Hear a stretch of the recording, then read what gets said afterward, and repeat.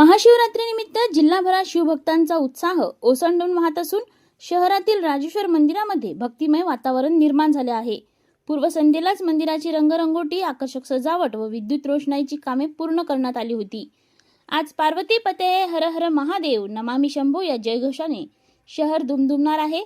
शहरातील विविध शिवालयांमध्ये 15 फेब्रुवारीच्या पहाटेपासून अभिषेक, रुद्रपाठ व पूजा विधींना प्रारंभ होणार आहे.